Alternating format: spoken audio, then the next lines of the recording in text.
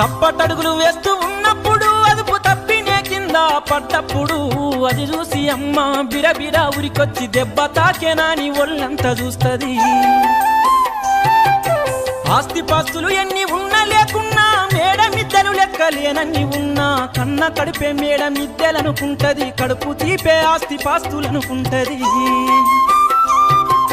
జ్వరమొచ్చి ఒళ్ళు కాలితే అమ్మ గుండె నిండా బాధ ఉంటది. ఓ దేవుడా నా కడుపును కాపాడమని వేడుకుంటది. కొడుకు లేచి నవ్వి ఆడినప్పుడే అమ్మ ముఖముల కోటి దీపాలు వెలుగును. అమ్మా